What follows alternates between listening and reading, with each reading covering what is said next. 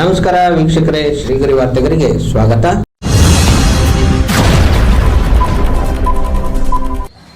ದಿನಾಂಕ ಜೂನ್ 25, 2026ರಂದು ವಿಜಯನಗರದಲ್ಲಿರುವ ಶ್ರೀ ಯೋಗನರಸಿಂಹಸ್ವಾಮಿ ದೇವಸ್ಥಾನದಲ್ಲಿ ಶ್ರೀ ಸ್ವಾಮಿಗೆ ವಿಶೇಷ ಸ್ವಾತಿ ನಕ್ಷತ್ರ ಪೂಜೆ ನಡೆಯಿತು. ದೇವಾಲಯದ ಸಂಸ್ಥಾಪಕರು ಆದ ನಾಡೋಜ ಪ್ರೊಫೆಸರ್ ಭಾಷ್ಯಂ ಸ್ವಾಮೀಜಿಯವರ ನೇತೃತ್ವದಲ್ಲಿ ಬೆಳಗಿನಿಂದಲೇ ಮಹಾಮಂಗಳಾರತಿ ಸೇರಿದಂತೆ ಇನ್ನಿತರ ವಿಶೇಷ ಪೂಜಾ ಕೈಂಕರ್ಯ ಜರುಗಿತು. ನೂರಾರು ಭಕ್ತರು ದೇಗುಲಕ್ಕೆ ಆಗಮಿಸಿ ದೇವರ ದರ್ಶನ ಪಡೆದು ಶ್ರೀ ಸ್ವಾಮಿಯ ಕೃಪೆಗೆ ಪಾತ್ರರಾದರು. ಬಳಿಕ ಎಲ್ಲ ಭಕ್ತಾದಿಗಳು ಪ್ರಸಾದ ವಿತರಿಸಲಾಯಿತು. ವಿಶೇಷವಾಗಿ ಮಾಜಿ ಸಚಿವರು ಹಾಗೂ ಬಿಜೆಪಿ ಪಕ್ಷದ ಹಾಲಿ ಶಾಸಕರು ಆದ ಅಶ್ವಥ್ ನಾರಾಯಣ್ ರವರು ಮೈಸೂರಿನ ವಿಜಯನಗರದಲ್ಲಿರುವ ಶ್ರೀ ಯೋಗನರಸಿಂಹಸ್ವಾಮಿ ದೇವಸ್ಥಾನಕ್ಕೆ ಆಗಮಿಸಿ ಶ್ರೀ ಸ್ವಾಮಿಯ ದರ್ಶನ ಪಡೆದು ಸ್ವಾತಿ ನಕ್ಷತ್ರದ ವಿಶೇಷ ಪೂಜೆಯಲ್ಲಿ ಪಾಲ್ಗೊಂಡರು. ತದನಂತರ ದೇವಾಲಯಕ್ಕೆ ಬಂದಂತಹ ಭಕ್ತಾದಿಗಳಿಗೆ ತಾವೇ ಸ್ವತಃ ಪ್ರಸಾದ ವಿತರಿಸಿದರು. ಈ ವೇಳೆ ದೇಗುಲದ ಪ್ರಧಾನ ಅರ್ಚಕರಾದ ಶೇಷಾದ್ರಿ ಆಡಳಿತಾಧಿಕಾರಿ ಶ್ರೀ ಶ್ರೀನಿವಾಸನ್ ಹಾಗೂ ಮತ್ತಿತರರು ಉಪಸ್ಥಿತರಿದ್ದರು. ಪೂಜ್ಯ ಗುರುಗಳ ಭಾಷ್ಯಂ ಸ್ವಾಮಿಗಳ ಆಶೀರ್ವಾದವನ್ನು ಪಡೆಯಲಿಕ್ಕೆ ನಾನು ಇವತ್ತು ಕುಟುಂಬ ಸಹಿತನಾಗಿ ನನ್ನ ಸ್ನೇಹಿತರ ವಿದೇಶಿಗಳ ಜೊತೆಯಲ್ಲಿ ಬಂದು ಏನೊಂದು ಪೂಜ್ಯ ಭಾಷ್ಯಂ ಸ್ವಾಮಿಗಳು ಧರ್ಮದರ್ಶಿಗಳಾಗಿ ಧರ್ಮಗುರುಗಳಾಗಿ ಸಾಂಸ್ಕೃತಿಕವಾಗಿಯೂ ಧಾರ್ಮಿಕವಾಗಿಯೂ ಸಾಮಾಜಿಕವಾಗಿಯೂ ಎಲ್ಲ ರೀತಿಯಲ್ಲಿ ಬಹಳ ಉತ್ತಮ ಸೇವೆಯನ್ನು ಸಲ್ಲಿಸ್ತಿರುವಂಥ ಪೂಜ್ಯ ಗುರುಗಳು ಅವರ ಒಂದು ಆಶೀರ್ವಾದವನ್ನು ಪಡೆದು ಏನೊಂದು ನಾವು ನಾಡಪ್ರಭು ಕೆಂಪೇಗೌಡರ ಜಯಂತಿಯನ್ನು ಮಾಡ್ತಾ ಇದ್ದೀವಿ. ಆ ನಾಡಪ್ರಭು ಕೆಂಪೇಗೌಡರ ಜಯಂತಿ ಮೈಸೂರಿನಲ್ಲಾಗಲಿ ಬೆಂಗಳೂರಿನಲ್ಲಿ ಈ ಥರ ಎಲ್ಲ ಭಾಗದಲ್ಲೂ ಇಲ್ಲಿ ಪ್ರಶಾಂತ್ ಅವರು ನಿಂತು ಮಾಡೋಂಥದ್ದು ಮಾಡ್ತಿದ್ದಾರೆ. ಹಾಗೆ ಎಲ್ಲರೂ ಅವರೆಲ್ಲ ಒಟ್ಟಾರೆ ಸೇರಿ ಮಾಡ್ತಿದ್ದಾರೆ. ಬೇರೆ ಎಲ್ಲ ಕಡೆಯೂ ಅವರ ಒಂದು ಆಶೀರ್ವಾದದೊಂದಿಗೆ ಯಶಸ್ವಿಯಾಗಿರಲಿ. ನಮ್ಮ ರಾಜಕೀಯ ಜೀವನದಲ್ಲೂ ಅವರ ಆಶೀರ್ವಾದ ಇದ್ದು ಅವರ ಆಶೀರ್ವಾದ ಸಂಪೂರ್ಣವಾಗಿ ಬೇಕು.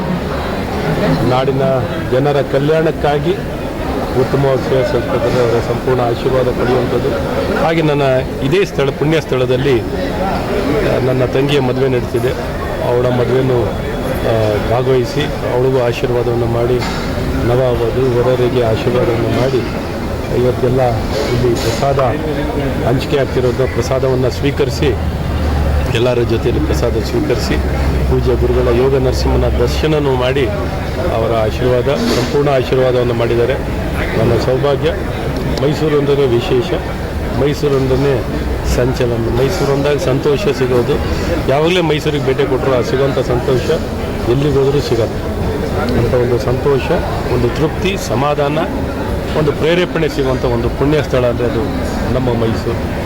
ಹಾಗಾಗಿ ನಿಮ್ಮ ಎಲ್ಲರ ಜೊತೆ ಬಂದು ಸದಾಕಾಲ ಯಾವಾಗ ಬಂದರೂ ಒಂದು ಸಂತೋಷ ಆಗುತ್ತೆ ಮೈಸೂರಿನ.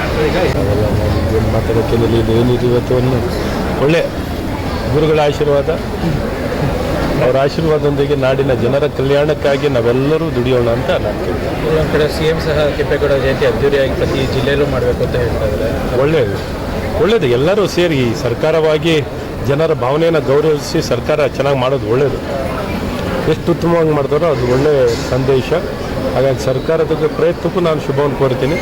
ಮುಖ್ಯವಾಗಿ ನಾವೆಲ್ಲರೂ ನಮ್ಮ ಜವಾಬ್ದಾರಿ ಅನುಸಾರವಾಗಿ ಪ್ರತಿಯೊಬ್ಬರೂ ಪ್ರಯತ್ನ ಮಾಡಬೇಕು. ಆ ಪ್ರಯತ್ನದ ದಿಕ್ಕಿನಲ್ಲಿ ನಾವು ಸಹ ಇವತ್ತು ನಾಡಪ್ರಭು ಕೆಂಪೇಗೌಡರ ಒಂದು ಪ್ರೇರೇಪಣೆಯೊಂದಿಗೆ ನೋಡಿ ಬೆಳೆದವರು. ಆ ಪ್ರೇರೇಪಣೆಯೊಂದಿಗೆ ಅವರ ಒಂದು ಸೇವೆ, ಅವರಿಗೆ ಗೌರವ ಸಲ್ಲಿಸಿ ಅವ್ರ ರೀತಿ ಅವರ ದಾರಿಯಲ್ಲೇ ಕೆಲಸ ಮಾಡ್ತಿರುವಂಥ ಹಲವಾರು ಗಣ್ಯಮಾನ್ಯರನ್ನ ಗುರುತಿಸಿ ಅವ್ರಿಗೆ ಸನ್ಮಾನ ಮಾಡೋಂಥದ್ದು ಕೆಂಪೇಗೌಡರು ಆ ಕಾಲದಲ್ಲಿ ಮಾಡಿದ್ದಾರೆ. ಈ ಕಾಲದಲ್ಲೂ ಮಾಡೋವಂಥವ್ರು ಅವರ ಹೆಸರಿನಲ್ಲಿ ಅವರಿಗೆ ಸನ್ಮಾನ ಗೌರವ ಸಲ್ಲಿಸಿ ಮತ್ತು ಸಮಾಜದಲ್ಲೂ ನಾವು ಹೇಗೆ ಜವಾಬ್ದಾರಿಯುತವಾಗಿ ನಮ್ಮ ಕೆಲಸಗಳನ್ನ ಮಾಡಬೇಕು ಅಂತ ಒಂದು ಮನವರಿಕೆ ಮಾಡಿಕೊಂಡು ನಾವು ಉತ್ತಮವಾಗಿ ಕೆಲಸ ಮಾಡಿದ್ರೆ ತಾನಾಗ್ತಾನೆ ಎಲ್ಲವೂ ಚೆನ್ನಾಗಿ ಪ್ರತಿಮೆ ನೀವೇ ನಿಮ್ಮ ಸರ್ಕಾರದ ಪ್ರತಿಮೆ. ಅದಕ್ಕೆ ಹೌದು, ನಾಡಪ್ರಭು ಕೆಂಪೇಗೌಡರ ಪ್ರತಿಮೆ ಹೆಸರೇ ಸಮೃದ್ಧಿಯ ಪ್ರತಿಮೆ. ಸಮೃದ್ಧಿ ಎಲ್ಲ ಕಡೆ ಕಾಣಬೇಕು. ಹಾಗಾಗಿ ಅವರ ಪ್ರತಿಮೆಯ ಮೂಲಕನೇ ಇಡೀ ವಿಶ್ವಕ್ಕೆ ಒಂದು ಸಂದೇಶ ಕೊಡ್ತಾ ಇದ್ದೀವಿ. ನಮ್ಮ ಬೆಂಗಳೂರನ್ನು ಸ್ಥಾಪನೆ ಮಾಡಿದಂಥ ನಾಡಪ್ರಭು ಕೆಂಪೇಗೌಡರು ಯಾವ ರೀತಿ ಸಮೃದ್ಧಿ ಇವತ್ತಿಗೂ ನೋಡಿ ಬೆಂಗಳೂರನ್ನ ಹಿಡಿದು ನಿಲ್ಸೋಕ್ಕೆ ಯಾರ ಕೈನಲ್ಲೂ ಆಗಲ್ಲ. ಒಂಥರ ಪ್ರಕೃತಿಯಿಂದಲೇ ಒಂಥರ ನ್ಯಾಚುರಲ್ ಆಗಿ ಆ ನಗರ ಅದ್ಭುತವಾಗಿ ಬೆಳೀತಿದೆ. ಸೊ ಈ ಬೆಳೀತಿರುವಂಥ ನಗರ ಒಂದು ಮಾದರಿಯಾಗಿರುವಂಥ ನಗರ. ಇವತ್ತಿಗೂ ನಾವು ಒಂದು ನಗರ ಕಟ್ಟಬೇಕು ಹೇಗೆ ಅಂದರೆ ನಾಡಪ್ರಭು ಕೆಂಪೇಗೌಡರ ಒಂದು ಕಲ್ಪನೆ, ಅದು ನಗರದ ಒಂದು ಆರ್ಥಿಕ ವಹಿವಾಟಾಗಲಿ, ಆಡಳಿತ ಆಗಲಿ, ಪ್ರಕೃತಿ ಆಗಲಿ, ಪರಿಸರ ಆಗಲಿ, ಧಾರ್ಮಿಕವಾಗಲಿ, ಸಾಂಸ್ಕೃತಿಕವಾಗಿ ನೀವು ಎಲ್ಲ ರೀತಿ ನೋಡಿ ಎಲ್ಲ ಕ್ಷೇತ್ರದಲ್ಲೂ ಅದ್ಭುತ ಕೊಡುಗೆ ಕೊಟ್ಟಂಥ ಮಹಾನ್ ಮನೆತನ ನಾಡಪ್ರಭು ಕೆಂಪೇಗೌಡರ ಮನೆತನ. ಅಧ್ಯಯನ ಕೇಂದ್ರ ಮತ್ತು ಮ್ಯೂಸಿಯಂ ಮಾಡುವಂಥ ಕೆಲಸಗಳನ್ನೆಲ್ಲ ಚಾಲನೆ ಮಾಡಿದ್ದು. ಈಗ ಥೀಮ್ ಪಾರ್ಕನ್ನು ಅಲ್ಲಿ ನಾಡಪ್ರಭು ಕೆಂಪೇಗೌಡರ ಪ್ರತಿಮೆ ಇದೆ, ಅಲ್ಲೇ ಒಂದು ಆಕರ್ಷಣೀಯ ಸ್ಥಳ ಆಗುತ್ತೆ.